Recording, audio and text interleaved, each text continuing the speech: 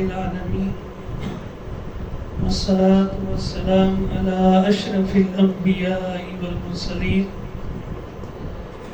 أما بعد فأعوذ بالله السميع العليم من الشيطان الرجيم من همزه ونفخه ونفثه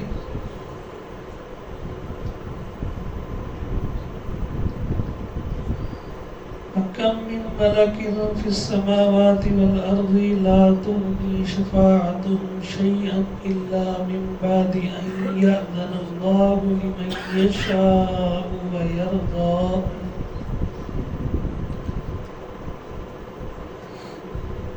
کل ہم نے نیک ہستیوں کے بارے میں ملک کا عقیدہ رکھنے والوں کے متعلق کچھ گزارشات پیش کی تھی اور یہ بتایا تھا کہ شرک کے بنیادی اسباب میں سے ایک سبب نیک پاک باز اور اعلیٰ ہستیوں کے بارے میں حد سے بڑا ہوا عقیدہ رکھنا، اور یہ شرک کا عمومی طور پر بنیادی سبب ہوتا ہے جس بنیاد پر شرک قائم ہوتا ہے کہ ان ہستیوں کو اللہ تعالیٰ کے اوصاف سے متصف کر دیا جاتا ہے، جو کام جو خصوصیات صرف اللہ نے اپنے لیے رکھی وہ اللہ کے غیر میں اگر ان کو مان لیا جائے تو یہ اللہ کے ساتھ شرک ہے، وہ غیر چاہے اس کے برگزیدہ بندے ہی کیوں نہ. اور یہ بھی بتایا گیا تھا کہ مختلف ادوار میں مختلف امتوں نے جو شرک کیا وہ اکثر اپنے نیک لوگ اور انبیاء اور رسول کو ہی اللہ کا شریک بنا دیتے تھے. یہ جو اللہ کا شریک بناتے تھے اس کی ایک وجہ یہ ہوتی تھی کہ وہ سمجھتے ہیں کہ اللہ تک ڈائریکٹ ہماری رسائی نہیں، اللہ تک پہنچنے کے لیے ہمیں کوئی وسیلہ چاہیے، کوئی سیڑھی چاہیے، کوئی ذریعہ چاہیے کہ جس کے ذریعے سے ہم اللہ تک اپنی بات پہنچا سکیں اور اس سے بنوا سکیں. تو ان کا بھی عقیدہ نہ ہو یہ آج کل کے ان لوگوں جیسا ہے جو کلمہ پڑھنے کے باوجود جن کے عقیدے میں شرک کی آمیزش کہ ساڑیاں سوندا نہیں تے انہاں دیاں کیا کہتے ہیں انہاں دیاں موڑدا نہیں کہتے ہیں نا پنجابی میں مشہور ہے ساڑیاں سوندا نہیں تے انہاں دیاں گویا کہ دو خرابیاں اسے لازم آ رہی کہ ہماری بات اللہ تک پہنچتی نہیں یا اللہ ہماری بات سنتا، یہ بھی خرابی. اللہ تو کہتا ہے کہ ادعونی استجب لکم، تو مجھے پکارو تو صحیح، میں فوراً تمہاری بات کو سنتا. وَنَحْنُ أَقْرَبُ إِلَيْهِ مِنْ حَبْلِ الْوَرِيدِ، میں تو انسان کی شارک سے بھی زیادہ قریب. تو جو ہستی اتنی قریب ہے وہ سنے نا، یہ کیسے ہو سکتا ہے؟ ایک یہ عقیدہ خراب ہو گیا کہ ساڈی ڈائریکٹ سنتا ہے، اس پر مستضاد کہنا دیا موڑتا نہیں، یعنی اللہ ان برگزیدہ ہستیوں کے آگے مجبور ہے. اور جو لوگوں نے قصے کہانیاں گھڑ دی ہوئی ہیں وہ روحوں کو چھڑانے کے بارے میں اور سفارش کرنے کے بارے میں تو فرشتے کو کھچی تو پھڑ دینے بارے میں، تو وہ تو نعوذ باللہ ایسے بنا دیا ہے کہ جیسے اللہ تعالیٰ ان نیک ہستیوں کے آگے مجبور ہے، خواہ ان کی محبت میں مجبور سمجھ لے یا ان کے جبر کے آگے مجبور سمجھ، جبکہ اللہ اس بات سے پاک ہے. اللہ کسی کی محبت کے آگے بھی مجبور نہیں، کسی کے جبر سے بھی مجبور نہیں. اسے وہ چاہے تو ساری حدیث اللہ کے رسول نے فرمایا کہ ساری دنیا کے انسان، سارے جن اور انسان مل کر اللہ کے سب سے متقی پرہیزگار اور نیک بندے جیسے بن جائے نا تو اللہ کی بادشاہت میں ایک ذرے کا بھی اضافہ نہیں کر سکتا، اس کو پرواہ ہی نہیں.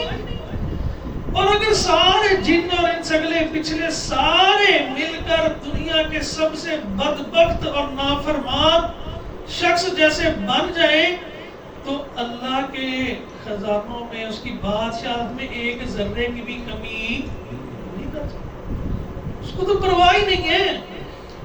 تو وہ نہ کسی کی محبت کے آگے مجبور ہے نہ کسی کے جبر کے آگے کہ اس کو واسطہ ڈالا جائے, اس کو وسیلہ ڈالا جائے, اس کو صدقہ ڈالا جائے. اللہ اپنے حبیب کے صدقے, ہمارے یہاں ہوتا ہے نا, یہ دعائیں ایسی مانگی جاتی ہیں, ضرورت نہیں ہے, یہ سکھایا بھی نہیں گیا.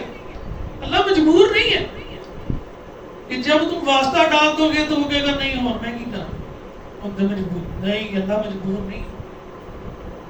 یا پھر یہ ہوتا تھا کہ ان کے ذریعے ہم سفارش کروا رہے ہیں. اللہ نے دی گل واسطہ ڈالنے کا بھی یہی مقصد ہے, سفارش کروانے کا بھی یہی مقصد.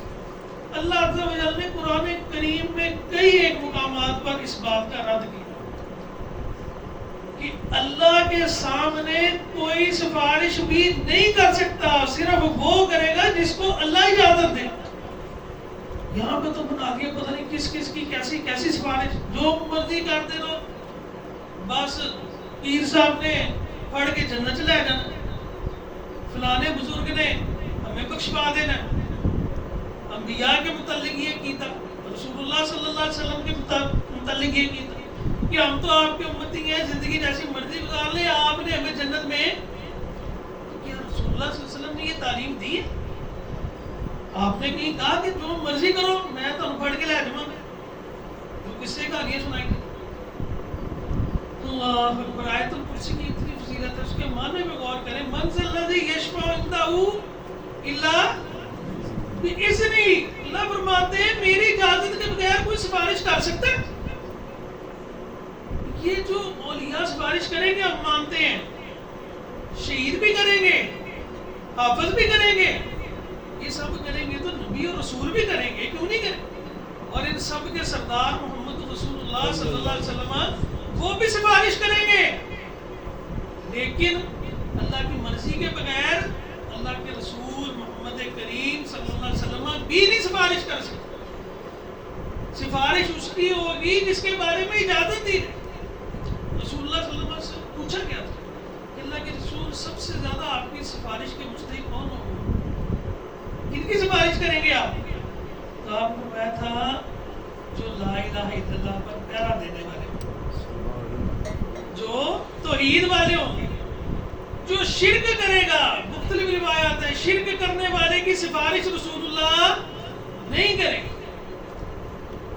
اور یہ سفارش بھی ایسے نہیں ہے کہ بھئی جو جس کا جی میں آئے گا کر لے.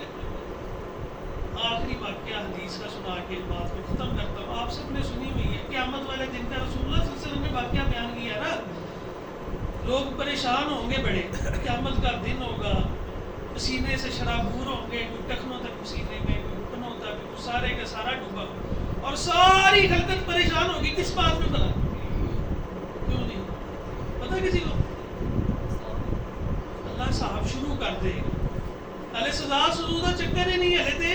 وہ جیسے گرمی میں بینک کے باہر لائن لگی اور وہ اندر سے صاحب بہادر کام نہ کر رہا ہو تو تب چڑھ رہی ہوتی یار, اندر آپ تو اے سی میں بیٹھا تھا, اسی باہر مرنے گرمی نہ, تو وہاں پہ کوئی کچھ کہہ بھی نہیں سکے گا اور پریشان کیوں ہوں گے. اللہ کسی طرح سب سارے مل کے کہاں جائیں گے؟ آدم علیہ السلام سنا ہے نا سب نے, ابا جی آپ ہمارے ابا ہیں, سارے مر گئے, اسی اللہ سے سفارش کریں, صاحب شروع کروا. کیا سفارش کرنی ہے, بخشوا دیں؟ نہیں, ابھی تو یہ کہہ رہے ہیں کہ صرف صحابہ شروع کر دے. تو کیا کہے گا آدم علیہ السلام؟ مجھے تو اپنی پڑی ہوئی ہے, اللہ نے میرا اگر پوچھ لیا تو میں کیا جواب دوں گا؟ میں سفارش نہیں کروں گا.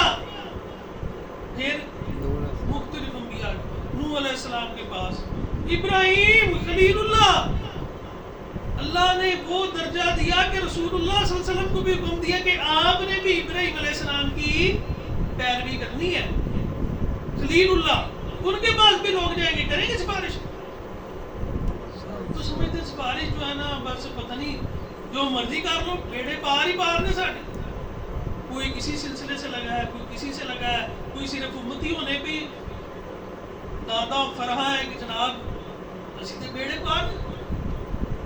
ابراہیم علیہ السلام کے پاس، موسیٰ علیہ السلام کے پاس، عیسیٰ علیہ السلام کے پاس، سارے پیغمبروں کے پاس، اولو العزم پیغمبروں کے پاس جائیں گے، کوئی بھی سفارش کرنے کے لیے تیار، تو جب پیغمبر سفارش نہیں کرنے کے لیے تیار ہوں گے تو کوئی ولی کر سکتا ہے؟ ان کے نیچے والے کر سکتے ہیں؟ انبیاء کے مقابلے میں تو نہیں ہے نا اولیاء، پیغمبروں کے مقابلے میں تو نہیں ہے، پیغمبر بھی اپنی مرضی سے سفارش پھر کیا ہو، سنا ہوا نا سب نے واقعہ، سارے لوگ رسول اللہ صلی اللہ علیہ وسلم کے پاس آئیں گے، کہیں گے اللہ کے رسول آپ اللہ کے حبیب ہیں، آپ خلیل ہیں، اللہ سے ہماری سفارش کر دیں کہ ہم صاحب شکر، آپ فرمائیں گے ہاں یہ اللہ نے مجھے دیا، اور امت کو سکھایا کہ نا کہ ہر نماز کے بعد دعا مانگو، اس میں میرے لیے وہ مقام محمود بھی مانگو جو اللہ نے صرف ایک بندے کو دینا ہے، اور مجھے امید ہے کہ وہ میں ہی ہوں، تو جو میرے لیے مانگے گا میں اس کی بھی کل سفارش، یعنی دنیا میں آپ ہی سفارش کریں اللہ ہمارے نبی کو یہ مقام دے دیں تاکہ وہ ہماری سفارش کر سکیں، اور پھر آپ نے جو طریقہ بتلایا وہ ذرا سوچنے والا ہے کہ آپ جا کے سفارش کیسے کریں گے، آپ نے فرمایا کہ میں جاؤں گا اور رب کے سامنے جا کے سجدے میں پڑھ گا، اور سجدے میں پڑھ کے رب کو ان الفاظ سے مناؤں گا جو آج مجھے بھی نہیں پتا، اسی وقت رب مجھے سکھائے گا،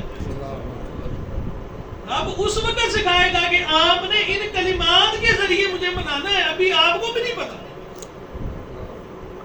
اور پھر جب آپ وہ کلمات سے رب کو منائیں گے تو پھر اللہ کا غصہ ٹھنڈا ہوگا، اللہ فرمائیں گے محمد اٹھیے سوال کیجئے آپ کو ملے گا، سفارش کیجئے آپ کی سفارش قبول ہو، تو یہ سفارش ہے، اور ہونی کن کے حق میں ہے، وہ تو حساب کتاب کے ساتھ ساری مخلوق کے حق میں، اور بعد میں جو رسول اللہ صلی اللہ علیہ وسلم نے سفارش کر کے جنت میں لے کے جانے ہیں وہ ہوں گے جو عقیدے توحید کے پکے ہوں گے، جن کے عقیدے میں شرک کی آمیزش نہیں ہوگی۔ اللہ تعالی و جل ہم سب کو اپنے عقیدے کو خالص توحید والا بنانے کی توفیق عطا فرمائے۔